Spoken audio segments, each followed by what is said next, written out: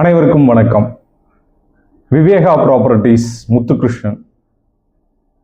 நம்ம ஊரில் இன்வெஸ்ட்மெண்ட் அப்படின்னாவே 3 விஷயத்த சொல்கிறாங்க. ஒன்று லேண்டு, கோல்டு, இன்னொன்று மிக முக்கியமானது மியூச்சுவல் ஃபண்ட்ஸ் அப்படின்னு இப்போ சொல்லிக்கிட்டு இருக்காங்க.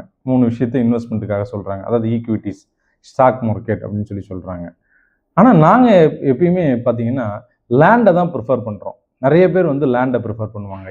ஏன் அப்படின்னு சொன்னீங்கன்னா, லேண்ட் அப்படிங்கிறது லிமிட்டட் ப்ராடக்ட். இந்த எர்த்தில் இருக்கிற லேண்ட் அவைலபிலிட்டிங்கிறது அந்த ப்ராடக்டை நீங்கள் மல்டிப்ளை பண்ணவே முடியாது. இருக்கிற ப்ராடக்டை தான் மாற்றி மாற்றி விற்கணும். அதனால அதோட value, demand for the land எப்பயுமே இருந்துக்கிட்டே இருக்கும். சரிங்களா? ஒரு நிலம் அப்படின்னாவே என்ன சொல்கிறாங்க அப்படின்னா, அது மகாலட்சுமியாக நம்ம கும்பிடுறோம். இப்போ இல்லை, காலம் தொட்டே நம்ம அதை கும்பிட்டுக்கிட்டு இருக்கோம். அதோட மல்டிப்ளிகேஷன் ரேட்டு நிறைய இடத்துல லேண்டில் இன்வெஸ்ட் பண்ணவங்க இது வரைக்கும் யாருமே இல்லை, நான் அந்த லேண்டை கம்மியாக விலைக்கு விற்றேன்னு யாருமே உங்கள்கிட்ட சொல்லியிருக்க மாட்டாங்க.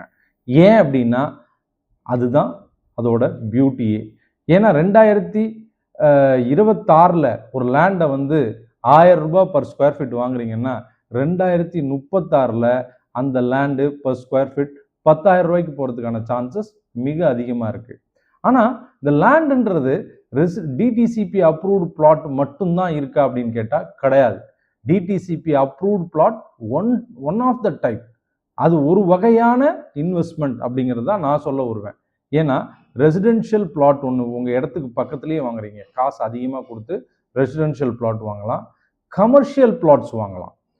நிறைய பேத்துக்கு தெரியாதது என்னென்னா, ஒரு லே அவுட்டில் கம்பல்சரியாக கமர்ஷியல் பிளாட்ஸ் கொடுத்துருப்பாங்க.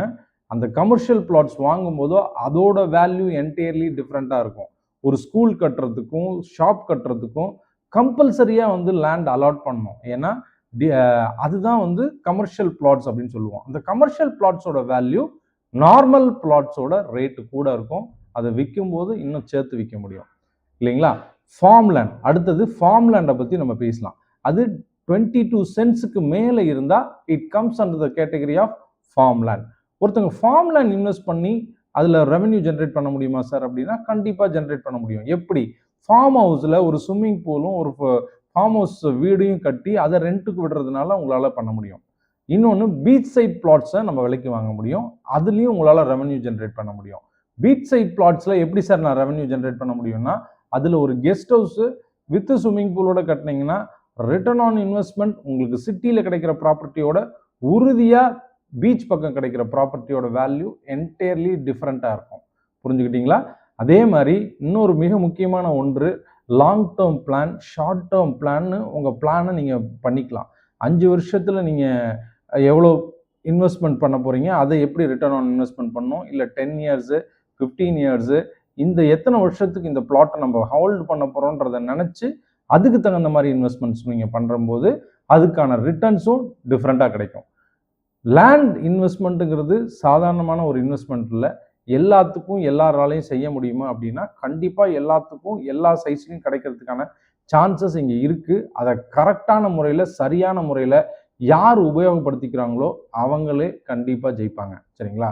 நிலம் என்பது மகாலட்சுமிக்கு ஒர்த்தான ஒரு விஷயம். நான் ஏற்கனவே ஸ்டார்டிங்கில் சொல்லியிருந்தேன். அதே மாதிரி இந்த மகாலட்சுமியை கொண்டு வர போகிறதே நிலம் தான். அதை சரியான முறையில் கரெக்டாக தேர்வு செஞ்சு நீங்கள் எந்த இடத்துல இன்வெஸ்ட் பண்ணுறது, உங்களோட கேப்பபிலிட்டி என்ன மாதிரியான இன்வெஸ்ட்மெண்ட் லேண்ட் ரிலேட்டடாக பண்ணணும் அப்படின்னு நினைக்கிறீங்க அப்படின்னு இந்த வீடியோ கீழே இருக்க கமெண்ட் பாக்ஸில் நீங்கள் கமெண்ட் பண்ணுங்கள். அதுக்கான விஷயத்தை நான் கண்டிப்பாக உங்களுக்கு சொல்லுவேன். இந்த சேனலை சப்ஸ்கிரைப் பண்ணுங்கள், கமெண்ட் பண்ணுங்கள், உங்களோட வியூஸையும் அதில் தெரிவிங்க. நன்றி, வணக்கம்.